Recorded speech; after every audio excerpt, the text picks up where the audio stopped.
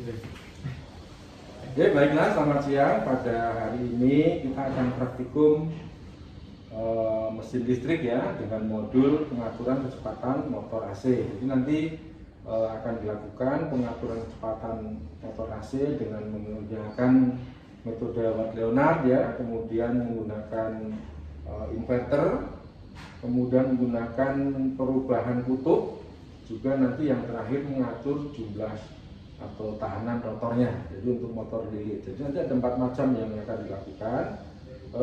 Peralatan itu sudah disiapkan, nanti kelompok yang praktikum ini akan menjelaskan sebelum memulai pengambilan data.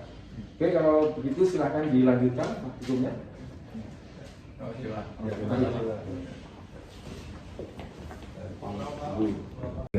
Oke, di sini saya akan menjelaskan alat dan bahan yang akan kita gunakan.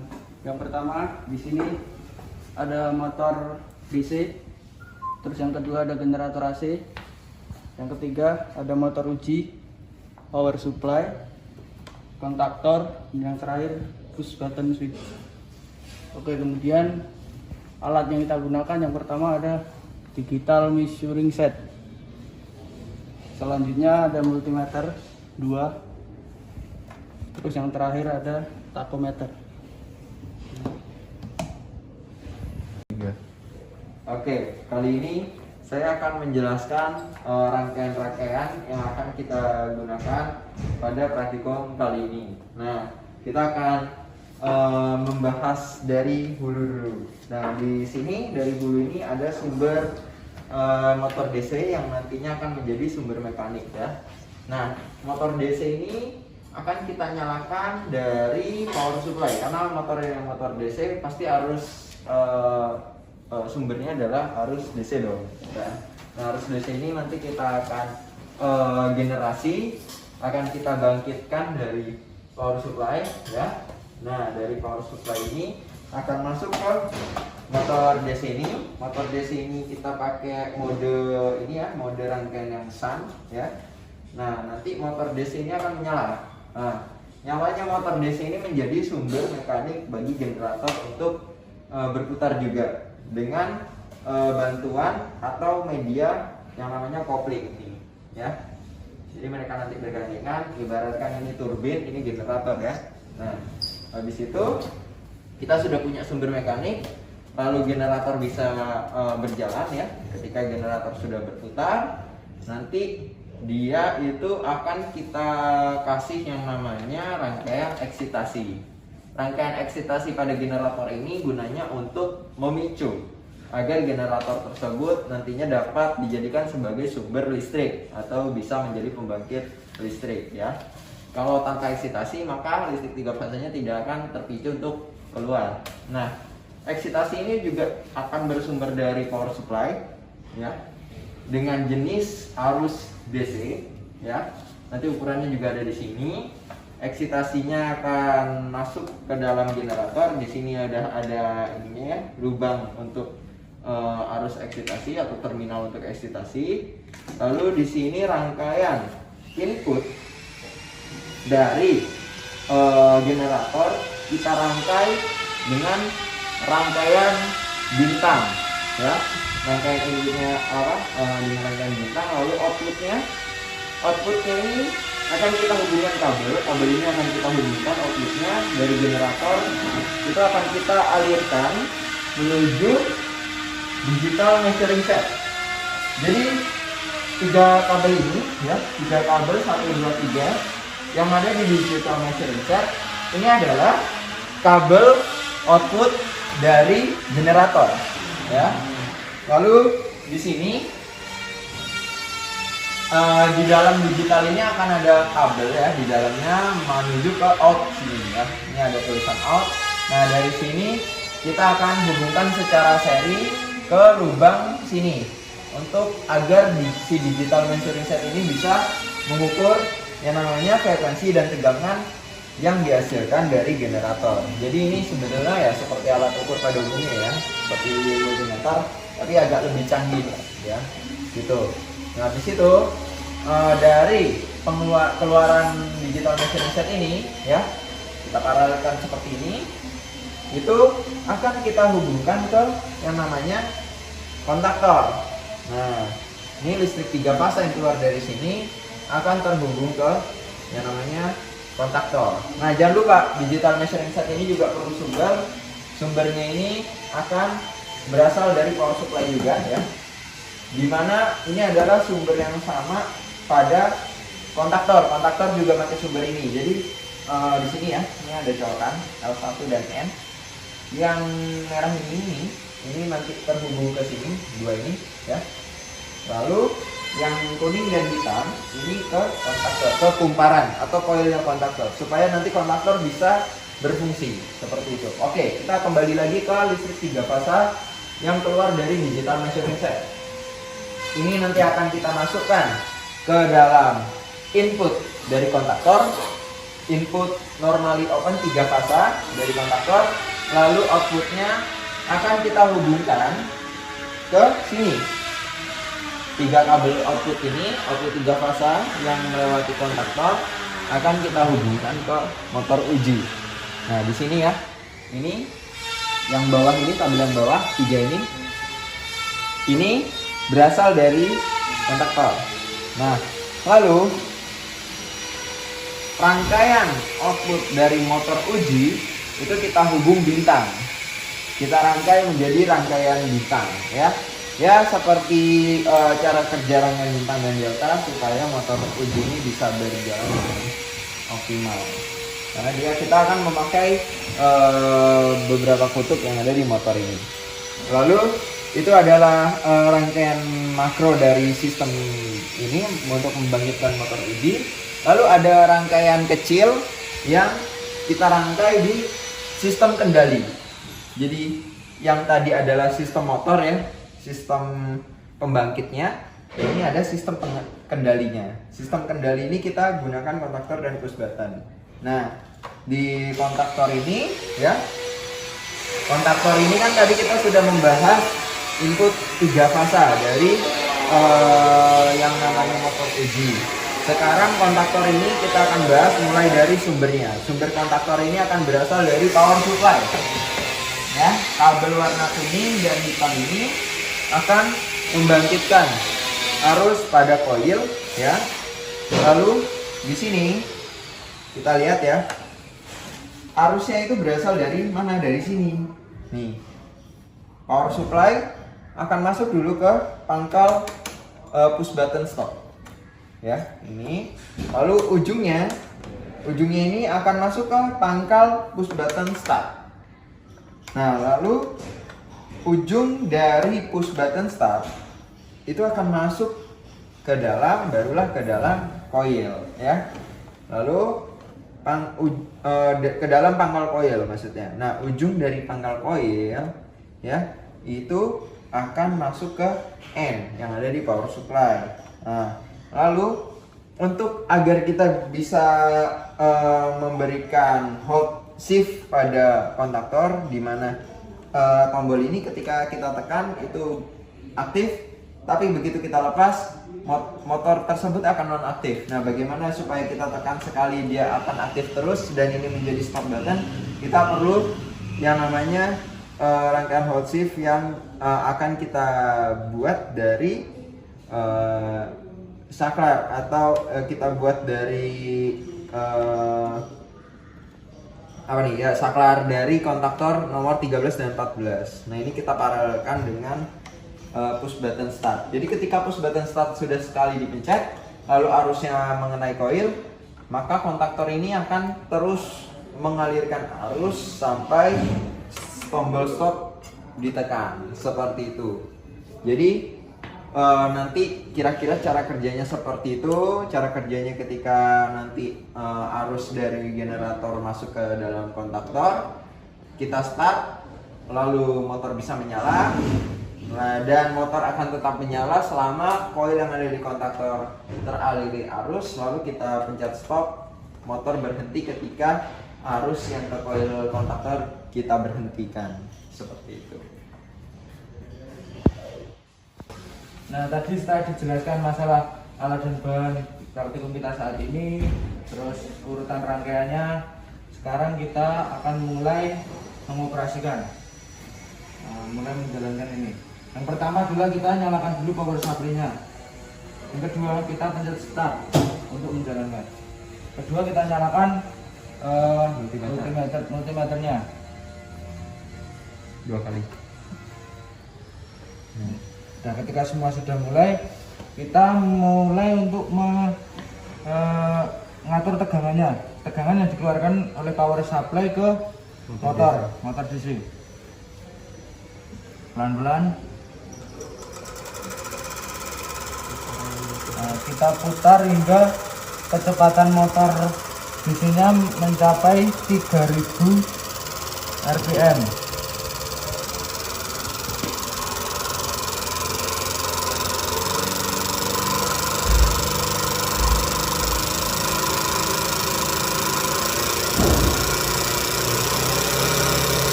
Ketika motor DC-nya sudah mencapai 3000 rpm, maka akan kita nyalakan eksitasinya. Eksitasi yang dibutuhkan itu 100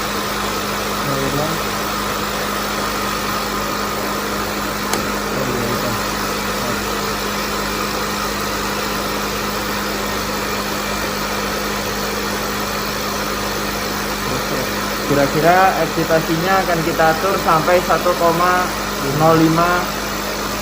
ampere.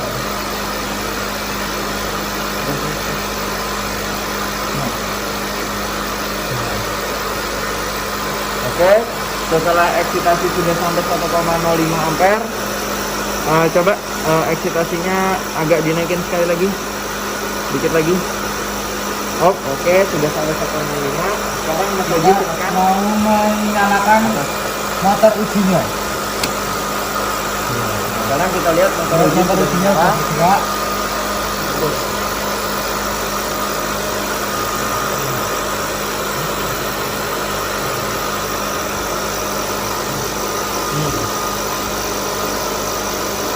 Nah, ketika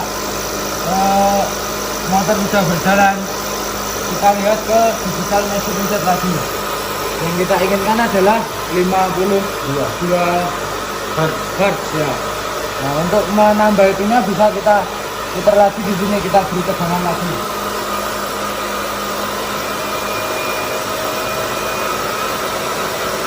Sampai 52. Karena pertemuan kita kali ini meternya dari 52 Hz sampai 48.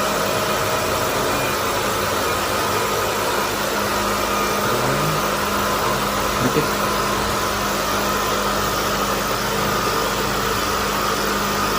Pelan-pelan.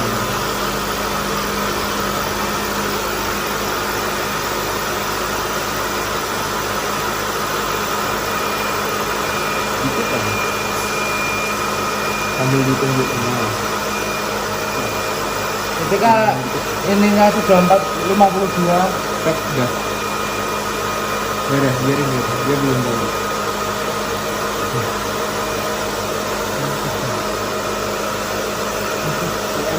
Nah, ya sudah ininya 52, bisa mulai kita cek ya. Apa sih data apa aja yang akan kita ambil? Yang pertama kita akan mengambil data PA-nya, terus yang kedua data eksitasinya, selanjutnya ada arus motor, selanjutnya VDC, dan selanjutnya ada putaran motor. Oke, kita akan melihat VL-nya dulu ya. Soalnya itu kita akan lihat atau kita akan ukur dari multimeter ini. Kita akan dilihat itu multimeter ini kita ambil data pada 52 Hz, yaitu sebesar 172 volt ya, kira-kira seperti itu. Lalu yang kedua datanya adalah eksitasi. Arus eksitasi di sini 1 ampere. Oke, di sini 1 ampere. Lalu ada arus motor. Arus motor itu ada di sini ya. Ini arus motor yang keluar dari motor uji ya, yang masuk ke dalam motor uji itu 0,03 ampere. Kemudian ada VDC. VDC ini adalah voltase sumber yang masuk ke dalam motor DC. Itu ada di 209.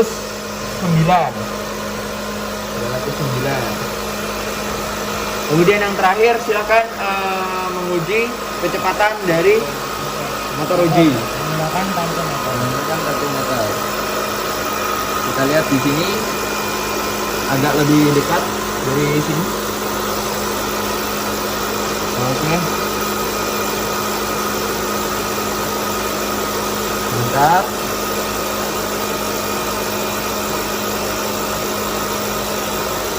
Di sini masih sangat naik turun.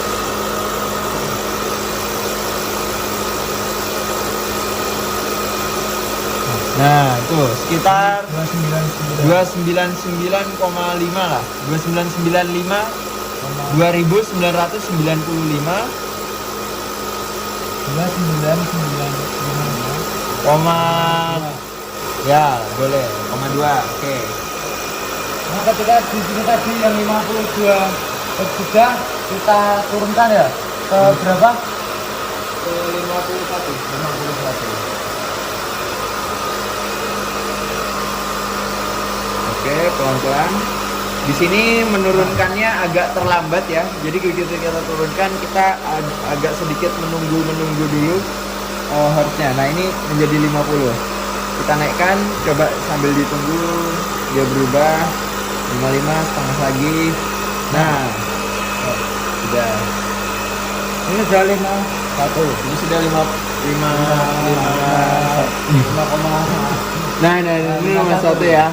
Ini udah 51 ya, kira-kira teman-teman. Walaupun naik turun nggak apa-apa. Nah, kita mulai lagi untuk mencatat seperti yang awal tadi datanya. Oke, pertama kita akan catat lagi VL-nya. VL-nya itu ada di sini 164. Ya, 164 atau 165. 164. Oke, 165. Lalu yang kedua ada arus eksitasi di sini ada 0,99. Lalu setelah itu kita ada arus dari motor yaitu 0,02 setengah, 0,02 lah, 0,02. Karena itu berpindah-pindah ya di antara 0,02 dan 0,03. Lalu yang terakhir ada VDC. VDC ini 199. Kemudian yang terakhir kecepatan dari motor, silakan Mas Danu. Oke, kita lihat.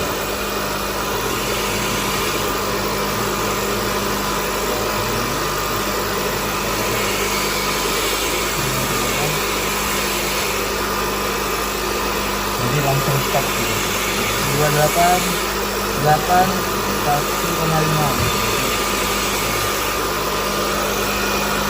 Oke.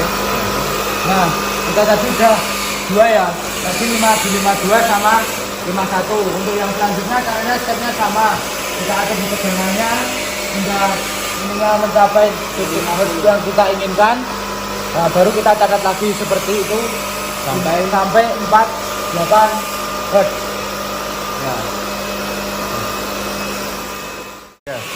Nah, setelah selesai kita mengumpulkan data, nah yang terakhir adalah mematikan. Mematikannya yang pertama adalah urut dari ini. Jadi tadinya kita nolin dulu. Ketika sudah 0, baru ini tegangannya kita nolin.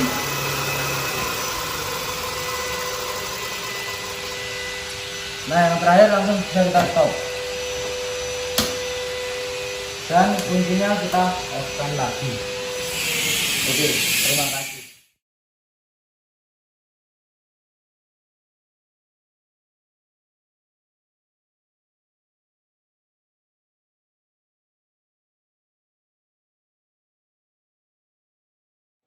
Oke, kali ini berikutnya setelah tadi kita sudah mencoba untuk mengatur yang namanya kecepatan motor menggunakan generator ya, dengan sistem apa tadi? Landwehr apa gitu. Nah, itu sekarang kita saatnya menggunakan yang namanya inverter, teknologi yang lebih canggih lagi daripada mengatur generator. Nah, di sini bahannya ini ada yang berubah tentu saja. Kita tidak lagi menggunakan motor DC dan generator, tapi kita langsung menggunakan sumbernya ini ada di AC motor control trainer. Nah, di sini itu di dalamnya ada inverternya pokoknya. Inverter ini dia ini ya bisa dibilang lebih canggih. Dia juga bisa menghasilkan output perubahan putaran yang lebih halus dibandingkan yang tadi, namun juga ya lebih mahal. Lalu di sini juga kita ada mode-mode menunya. Di sini ada, kita bisa memilih arah putaran forward sama reverse ya untuk mengatur nanti arah putaran si motor. Lalu di sini ada mode kecepatan juga nih, RH, RM, RL ini yang untuk kecepatan tinggi, medium dan rendah.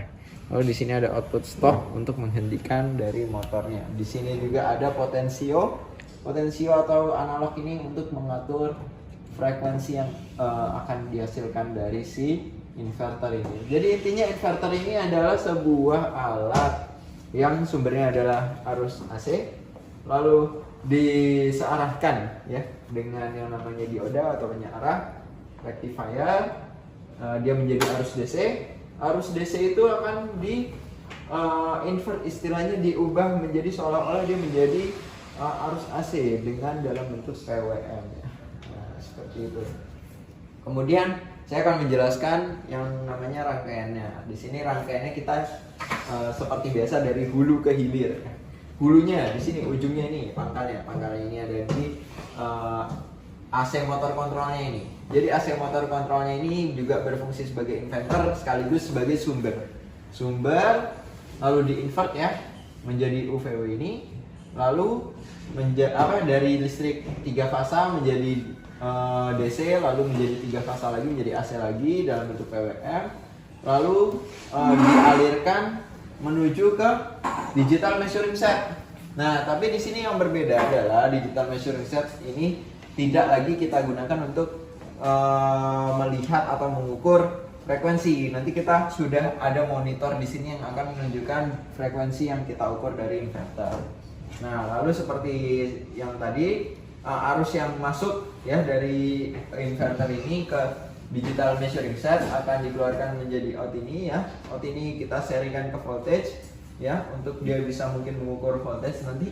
Nah, lalu nanti di sini akan kita paralelkan ya ke ujung dari digital measuring set ini menuju ke yang namanya kontaktor ya. Nah, di sini ada kontaktor. Nah, salah satu salah satu kabel fasanya kita hubungkan ke yang namanya ini multimeter untuk nanti kita mengukur yang namanya ampere ya, arus yang dikeluarkan dari si inverter. Lalu dari sini kontaktor ini akan menuju ke yang namanya motor. Rangkaian motornya sama seperti tadi, yang berbeda hanya inverter dan namanya digital measuring setnya aja, karena tidak lagi menggunakan generator. Rangkaian kontaktornya juga sama, tidak ada yang beda. Yang hanya berbeda adalah kita tidak lagi mengukur tegangan berdasarkan arus yang keluar dari generator, tapi melainkan arus yang nanti akan keluar dari inverter langsung. Seperti itu. Dan kita juga akan tetap membutuhkan sumber power supply yang bawah untuk menyalakan ini dua ini. Dua ini itu untuk menyalakan ini digital measuring set ya, dan juga menyalakan traktor. Oke, seperti itu. Langsung saja. Nah, pertama saya kan memberikan ini ya, apa namanya, langkah-langkah untuk menyalakan. Yang pertama tetap seperti tadi, kita menyalakan power supply dulu. Kita nyalakan. Ketika power supply sudah menyala, kita menyalakan multimeternya.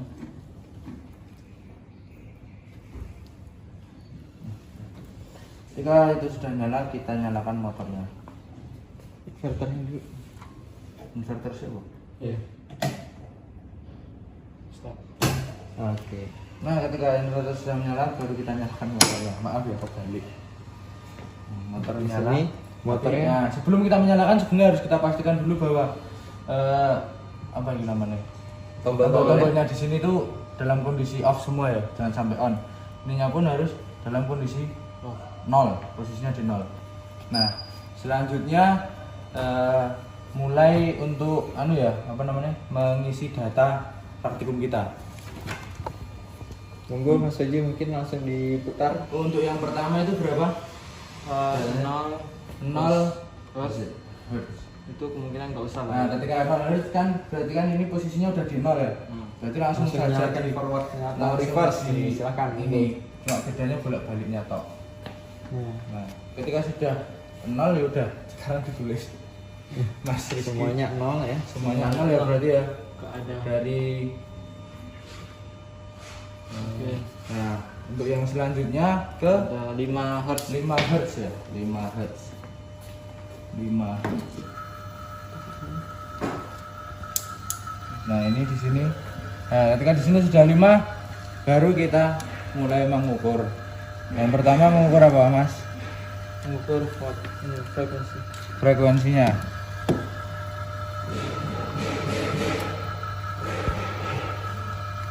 Frekuensinya Tegangan. Ya, jadi di sini kita dalam frekuensi 5 Hz ya, sudah. Lalu kita akan mengukur yang namanya tegangan, Tegangannya. voltasenya. Nah, voltasenya di sini kita lihat ada berapa nih? Ya, kisaran pasti Ya 0,7 lah. Ya, Naik dari 0,7 lah. 0,5 ke 0,9, Ya, 0,7. ya 0,7. 0,7. Oke, yang selanjutnya adalah Lalu di sini ada arusnya. arusnya kita Arusnya menggunakan 0,05. Nah, di sini kita menggunakan tangmeter karena multimeternya agak ya error ya, Agak karena error. untuk mengukur frekuensi yang kecil dia tidak bisa Ya. baca ya. Ya, betul. Bener lah. Ya, betul Betul. sekali. Makanya kita pakai Naik lagi ke kecepatan dulu. Kecepatan. Sama ya dengan yang tadi menggunakan Mas tensiometer. Danu mengukur kecepatan.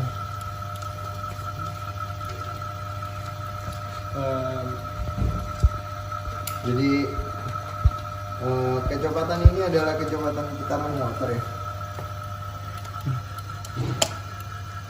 Nah, guys. Ya, ada maaf. sedikit kegagalan teknis ya. Nah, di sini kita akan mengukur kecepatan ya di sini ya.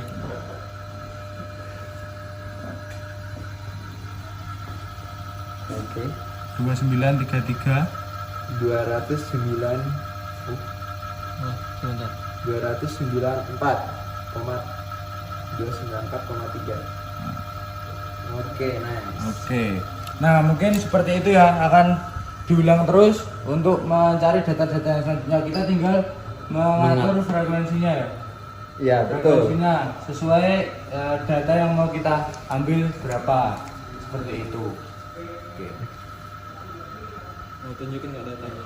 Nah, ketika sudah selesai mengambil data, maka sekarang kita matikan ya mesinnya. Urutan mematikannya adalah pertama kita putar ini yang bagian tadi frekuensinya, kita nolin dulu, terus tombol yang ini kita matikan, kita offin, terus ini pencet stop, kuncinya di offin, terus ke power supply nya juga dimatiin, stop dulu, baru ini di offin. Sudah selesai.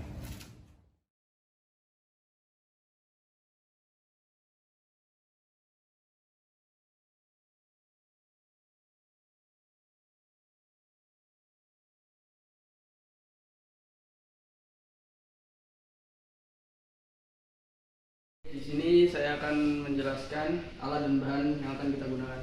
Untuk bahan yang pertama, di sini ada tahanan beban. Terus yang kedua ada motor lilit. Ketiga ada power supply. Terus kontaktor sama push button switch. Untuk alatnya kita pakai dua alat. Yang pertama tang meter. Terus yang kedua ada multimeter. Oke.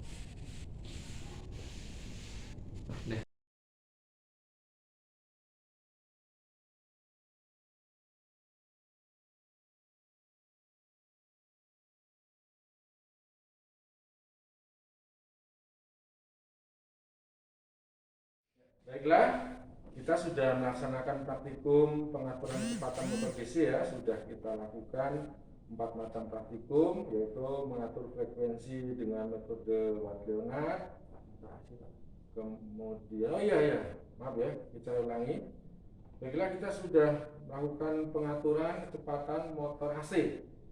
Nah, dari pengaturan ini ada 4 macam yang sudah dilakukan, yaitu yang pertama mengatur frekuensi dengan metode Watt-Leonard, kemudian yang kedua ini mengatur frekuensi dengan menggunakan inverter, kemudian yang ketiga mengatur jumlah kutub, dan yang terakhir mengatur tahanan rotor.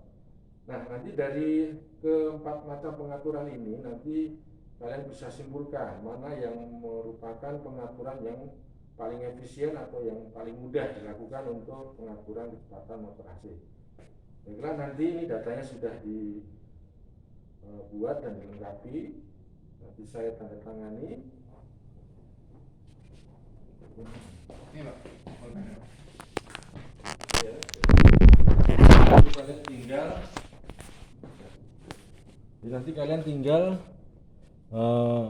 membuat laporannya ya.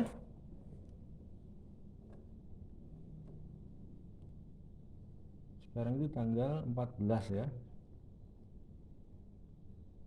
Oke, silahkan dilanjutkan untuk pembuatan laporan. Oke, terima kasih Pak. Oke, terima kasih dan sampai jumpa di kelas yang berikutnya. Ya, terima kasih.